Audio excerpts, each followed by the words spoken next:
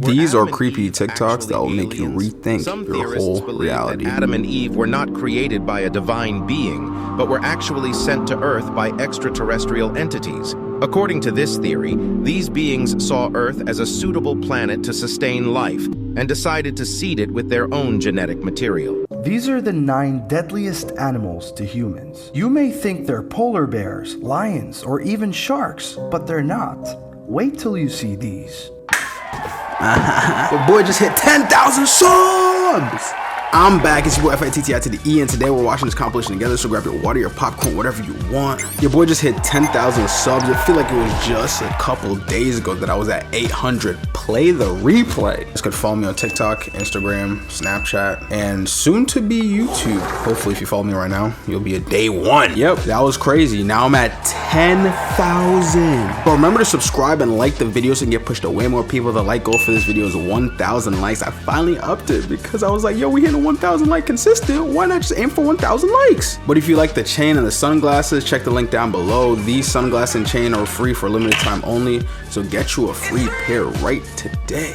I also want to say a big thank you to Cook and Crack for this $2 donation.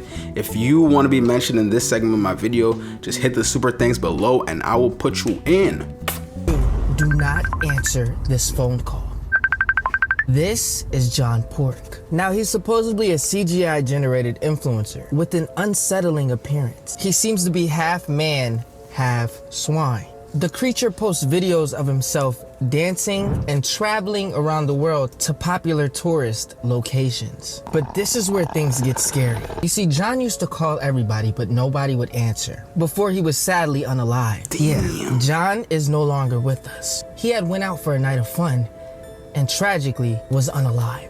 After this, people have been getting strange calls from a haunting contact that says John Pork. And if you answer, this is what happens. Before I tell you, I know this food look good. I'm sorry, I can't share. But here's what we're gonna do. Your 4th ad has to make or buy you food for the rest of this month, since I made you suffer. Let me know who it is. Supposedly, if you answer the call of John Pork, you'll summon him from the dead, and at midnight, he'll appear. Best believe if any John Pork is calling me, I'm not answering. I do not want you to appear at my door, bro. Have you guys heard of the gin-filled wedding? I don't know about you guys, but this story definitely freaked me out. Let me know what you think. So this story takes us back to 1997 in Kuwait, where we meet this woman here named Nora. She actually had her own band that was quite popular in the area, and they would perform at many weddings. And on one particular day in 1997, she received a phone call about someone inquiring about her band playing at an upcoming wedding. Of course, she said yes, and soon enough the wedding came around. Now at this point in time, it was very common for weddings to be held at the homes of the family. And this time it was no different. The wedding was being held at a giant mansion in Kuwait. So Nora and her bandmates get to the house and they notice how beautifully decorated it was. They knock on the door and a woman opens it and lets them in. Nora and her bandmates were then led to a separate seating area. As they were waiting, a woman comes towards them and greets all of the bandmates. She talks to them about how much she enjoys their music, greets them, and gives them all a kiss on the cheek. But this is where Nora saw something very odd.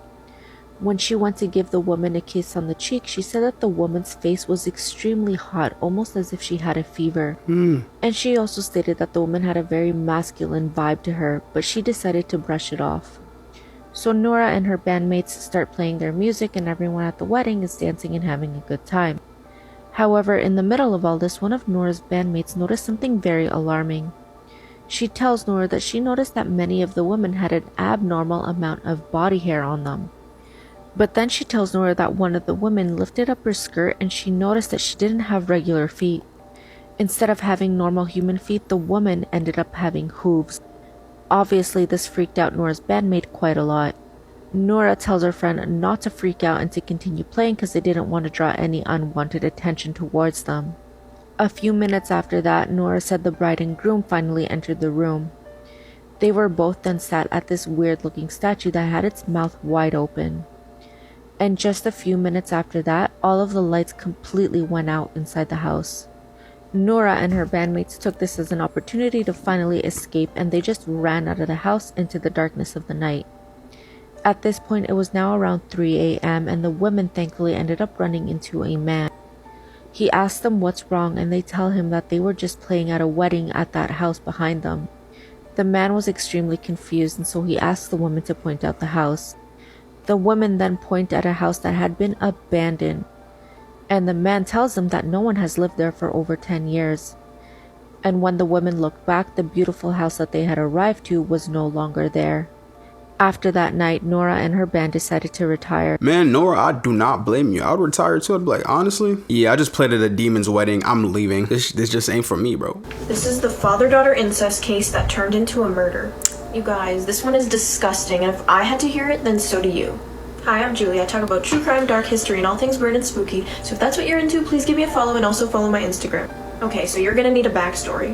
In 1995, when Stephen Plattle was 20 years old, he met and groomed 15-year-old Alyssa on the internet. He traveled to San Antonio, Texas to begin a sexual relationship with her. And then Alyssa ran away with Stephen to begin a life with him in New York. Alyssa is his first wife, by the way. Alyssa became pregnant at 16 and then they had their first baby when she turned 17 years old and they named her Denise Plattle. According to Alyssa, Stephen inflicted torturous abuse on their daughter Denise. He pinched her and beat her till she was black and blue and even tried to drown her multiple times. Alyssa decided to put Denise up for adoption because she didn't believe that Denise would have a chance at life if she lived with Stephen. Damn. Anthony and Kelly Fusco adopted Denise and renamed her Katie Rose Fusco. In August 2016, when Katie was 18 years old, she reached out to her biological parents Stephen and Alyssa Plattle on Facebook. They met in Knightdale, North Carolina, and Katie then decided to move in with Stephen and Alyssa and their 2 children. By the time Katie moved in, Stephen and Alyssa had actually agreed to separate, so they were sleeping in different bedrooms. Over the following months, Stephen and Katie became incredibly close. In May 2017, Alyssa read in one of her children's diaries that Katie and Stephen were involved in sexual activity and that Katie was pregnant. She read that her 2 children were told that Katie was their stepmother. Alyssa called Stephen immediately, and then he confirmed that this abusive, incestuous relationship was true and that she was actually pregnant. Alyssa then called the police, as she should. On July 20, 2017, Stephen and Katie got married and lied on their marriage documents saying that they weren't related. The wedding was attended by Stephen's mother and Katie's adoptive parents. It just baffles me that they attended this disgusting wedding. There is no way that these people didn't know that they were related. Katie gave birth to her own father's baby and named him Bennett Kieran Plattle in September 2017. In January 2018, Katie and Stephen were arrested for incest charges. The judge ordered that Katie and Stephen have no contact with each other and that Bennett would go into the custody of Stephen's mother. Following their release bond, Katie decided to move back in with her adoptive parents and she told Stephen that she did not want to continue with this relationship. That's got to be one of the weirdest stories I've ever heard in my entire existence. The fact that those parents actually attended the wedding also, that's a little bit sus, don't y'all think? Like, what? I don't know, man. Was this man really a time traveler? In the early 2000s, a man by the name of John Titor started popping off on the internet. Well, you see, he claimed that he was a member of a military unit and was sent back by their time travel division. He went further and provided detailed information about the technology of his time machine, even posting photos about it and explaining how it was invented and how it worked. However, at the peak of his following, he suddenly disappeared and was never heard from again. Some people speculated that he was revealing too much and was captured by the government, but even though his predictions about the future have come true, many people are still asking the question. I don't know, I've kind of heard about that time traveler dude. I don't really know if he's really a time traveler. I mean, who am I to judge? Maybe he really is. What do you think? Do you think he's a time traveler? Put it down in the comments. Were Adam and Eve actually aliens? Some theorists believe that Adam and Eve were not created by a divine being, but were actually sent to Earth by extraterrestrial entities. According to this theory, these beings saw Earth as a suitable planet to sustain life and decided to seed it with their own genetic material. Adam and Eve, therefore, were the first humans to be created on Earth, but their DNA was not entirely of this world. This could explain why the story of Adam and Eve has so many similarities with other ancient creation myths from around the world. Some proponents of this theory suggest that Adam and Eve were not the only extraterrestrial beings to be sent to Earth. They believe that there have been multiple instances throughout history where advanced civilizations have intervened in human affairs, such as in the construction of ancient megalithic structures. I think when they said structures, they're just talking about like that and the pyramids. I know a lot of people are like, the pyramids were created by aliens, this and that. I mean, I don't know, although it does seem a little bit convincing, but who knows? Who knows? These are the 9 deadliest animals to humans. You may think they're polar bears, lions, or even sharks, but they're not. Wait till you see these. It's probably a bug. Number 9, hippos. 500 human deaths per year. Number 8, elephants. 600 deaths per year. Number 7, saltwater crocodiles. 1,000 deaths per year. Number 6, roundworms, 2,500 deaths. How do you per get those? Year. Number 5, scorpions, 2,600 deaths per year. Number 4, assassin bugs, I knew it would be 10,000 deaths per year. Number 3, saw-scaled viper snakes, 138,000 deaths per year. Number 2, freshwater snails, 200,000 deaths per year. And finally, number 1, mosquitoes, 725,000 to 1 million deaths per year. The mosquito one, I could see that being a high possibility because mosquitoes carry a bunch of different diseases. They bite anything. So whatever this deer just had and they come bite you, you're gonna have that one. I don't make the rules, bro. But how does a freshwater snail kill people? Like, what does it have? What type of venom is that? So a lot of people know the movie, real The Texas Chainsaw Massacre. Massacre. Most people know him as like he's a slasher with a chainsaw. He like wears people's faces, and you know he's just like his family is helping him like commit all these murders, and they're trying to keep it hush because he's crazy. And it's like, oh, he's just our sweet little boy. He's just not all the way there. And that's the Texas Chainsaw Massacre. That's what most people know him as, right? But what most people don't know is that it is actually based off of a real story. So there's this guy named Ed Gein, right? Ed Gein was born in Wisconsin, and he grew up and he was super isolated, like always by himself. People described him as like a weird dude. Like he was very always like by himself, like never really in a crowd or had any friends. He was always like a recluse. Ed Gein started grave robbing and like digging up dead bodies, and he would use their skin for like stuff around the house. He'd use their bones as like utensils, and he has been confirmed to have killed at least 2 people, but they think it's upwards of 10. Yo, bro was butchering the hell out of his last name. It's Ed Gein. And yeah, he was one of the weirdest dudes. He would literally like chop people up, feed their meat to the people in the town. It was disgusting. People are weird, man. You just gotta be careful.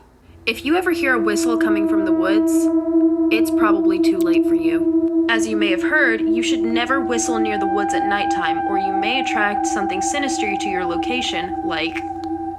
However, these creatures are not the only ones that are indicated by a whistle. El Salbón, also known as the Whistler, is said to have been a Venezuelan man who was doomed to become a damned soul after murdering his father or father-in-law, depending on which version of the story you hear. According to one version of the legend, the man had been working on his father's farm when he received word that his pregnant wife had had her virtue questioned and was murdered by his father or father-in-law. He became enraged and killed his father to avenge her death.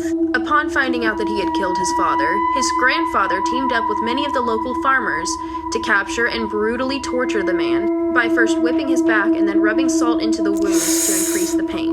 They then murdered him by sending 2 huge dogs after him as he fled into the woods. His body was never recovered, so no one really knows what happened to him. However, many people believe that he became a restless soul wandering for eternity, killing any adulterers and drunk travelers that cross his path. Another version claims that he shows up at people's doorsteps with a bag of bones, sets it on the doorstep, and begins counting every single bone. And as the story goes, if you don't listen to the clanking of the bones, your entire family will die. Regardless of the specifics, all versions claim that his presence is declared with the sound of a whistle. If the whistle sounds nearby, he is actually very far away and you're probably safe. But if the whistle sounds far in the distance, he's nearby and it's probably too late for you to escape.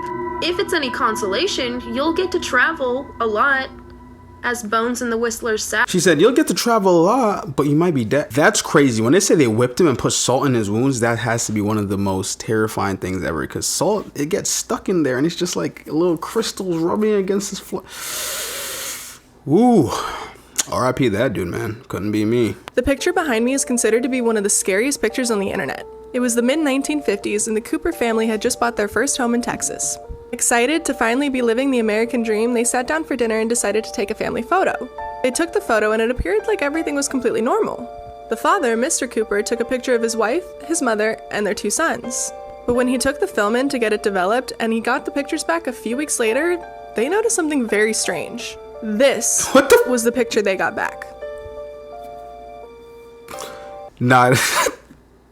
Nah, that didn't look real to me, bro. I was like, yo, whose man fell through the roof? Yo, that looked crazy. A mommy influencer was just convicted for lying about her children's kidnapping. Wow. In December of 2020, Katie took her 2 children to a Michael's craft store. They bought some items and went back to the car with no issues. But a few minutes later, she called police and said that a couple tried to kidnap her children. A week later, Katie made a video about it and posted it to her Instagram, Motherhood Essentials. It gained over 4 million views. But this time, she added more details than she gave to police. She claimed a couple followed her around the store, made comments about her kids, and then tried to take them. She also went on the local news talking about it. So police followed up and she identified this couple. But after police questioned the couple and watched the video, they realized that Katie made it all up. In 2021, Katie was charged with 3 misdemeanor counts for making a false report. This past Thursday, a jury found her guilty on one of those counts. Her bond was set at $100,000. Whatever you do not wear red. In the 1940s, a series of mysterious disappearances occurred in Vermont, in an area known as the Bennington Triangle. 6 people disappeared, one after the other. What seemed like a strange coincidence was that all 6 were wearing red. Glastonbury Mountain is at the center of the triangle. 6 persons went missing in the area between 1943 and 1950, and none of the cases were ever solved. What was the same for all of them was that they all disappeared into thin air, and they were wearing red. The Bennington Triangle has a history of UFO sightings, Bigfoot attacks, and Native American curses. Many people also claim that the area is a window to another dimension because of the many strange occurrences. Due to everyone eventually choosing to move, the town has become a ghost town. But although the town is completely deserted and abandoned, a series of mysterious deaths continues. If I'm being honest, I don't think that it's the fact that they're wearing red is the real reason they vanished. I think whatever was out there was like, oh, people, and boom. An entire civilization of people that have no idea about the outside world. Come on, bro. It's 2023. There's this island called Centennial Island. It's illegal to go there. The Indian Navy patrols 3 miles around. Yeah. You're not allowed to go past that. Whenever the British showed up, whenever they had control of India, they actually took 2 adults and 2 kids back to India. Yeah. The 2 adults died from disease because uncontacted tribe, they don't have like the same immune system. Yeah. And they eventually brought back the 2 kids, but you can kind of see that doesn't really give them a good view of outsiders. Right.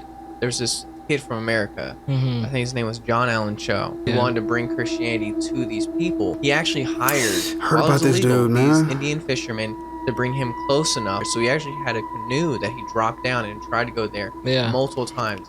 But they kept on trying to attack him and stuff. So he'd go back to the boat. Eventually he went there and told the Indian fisher boat to leave. Yeah. And he still has I think it's 13 pages that they're able to find of him talking about how he's scared for his life, but how beautiful the sunset is, and he's scared. Yeah, I feel like it was one of those things where he was trying to do something nice, but you also got to think about the logistics in it. Like, do you really think they would listen to you and then change religions? Another thing you got to take into consideration too, these people are literally dark skinned and he's white, so they're probably looking at him like, yo, this dude is here to do something, you know? The Vatican doesn't want you to know about this time device. In 2002, a book was released by a man named Francois Brune that revealed that time travel may already be possible. Well, you see, he claimed that in the 1950s, 12 world-renowned scientists actually cracked the code on time travel with the ability of harnessing electromagnetic sound waves that had been emitted in the past. He went on to show further proof with a photograph of Jesus's actual crucifixion. However,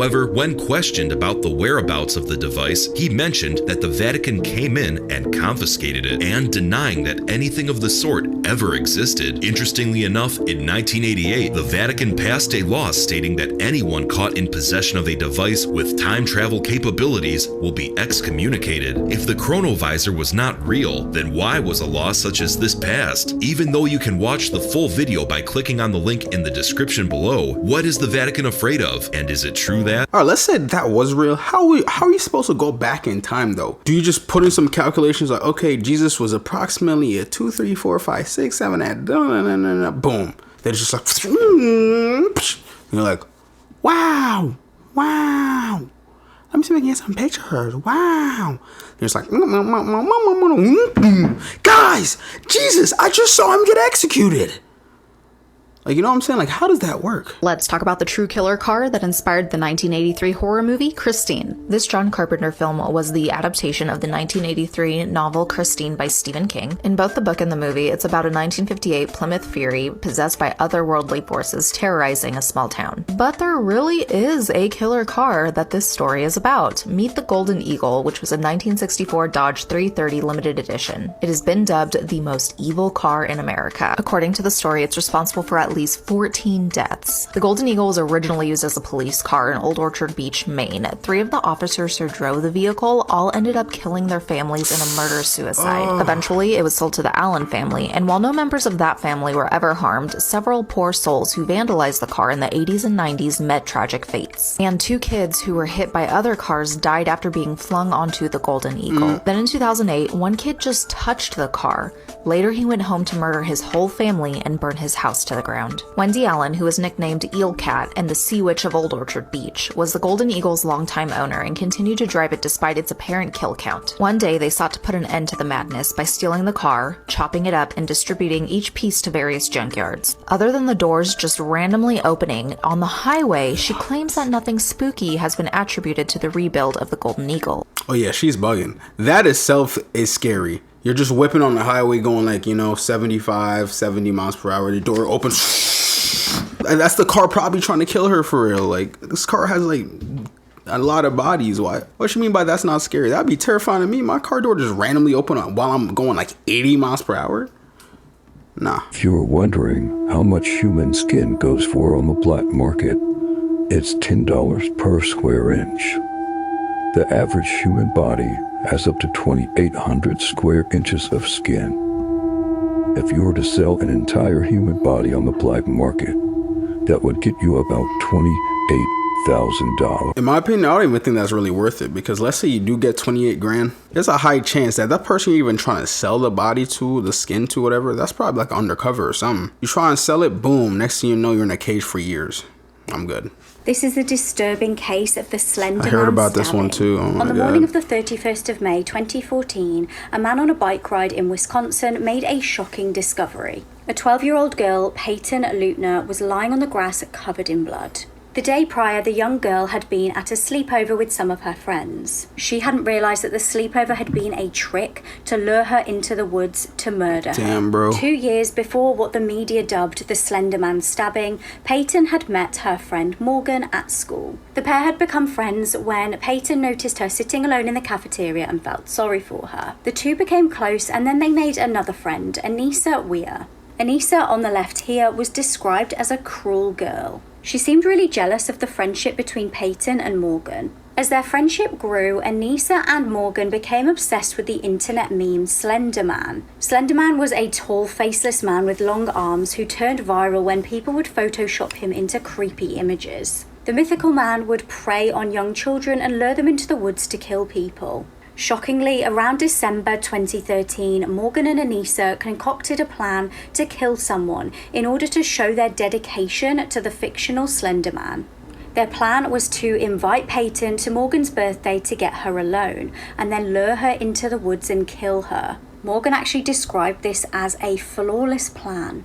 As the girls started their walk to the woods, Morgan snuck a knife from her kitchen into her waistband. They then completely blindsided poor Peyton. Morgan jumped on top of her and started stabbing her. The two perpetrators then run off, claiming that they were going to go and get help.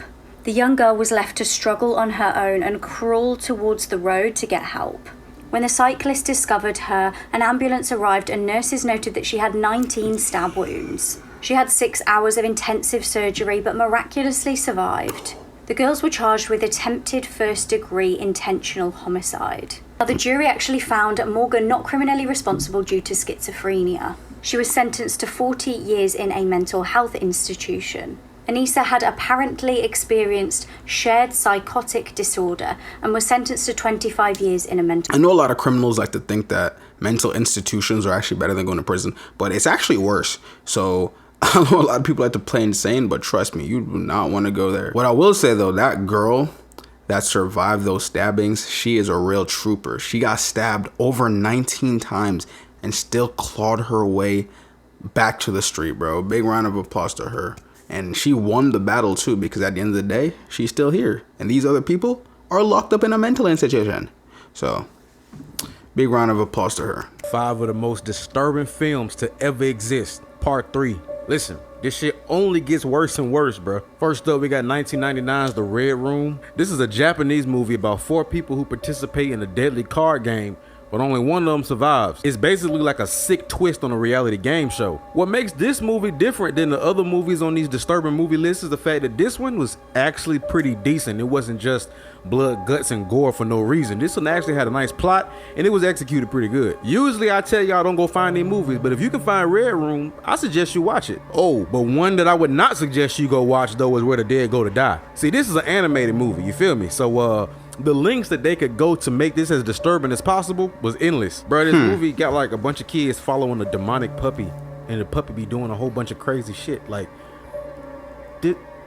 yeah, I don't know, bro. You can actually find a version of this on YouTube, so I ain't telling you to go watch it, but if you want to, then go, you know what I'm saying? Go ahead, you know where to go. All right, on the next one, I had to blow myself up real big to try to block some of this post out, because I couldn't find one that was TikTok safe. So yeah, but the movie name is The Gateway Meat. So the movie follows a group of Satanists who live in like this quiet little village, lake town, fishing town or whatever.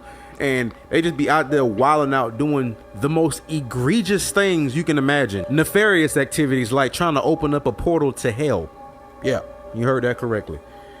You can skip this one. You've heard of Faces of Death, correct? Well, let me introduce you to the real shit. Traces of Death. See, the difference between Traces of Death and Faces of Death is that Faces of Death wasn't 100% real. A lot of it was just dramatized or just completely made up for the documentary.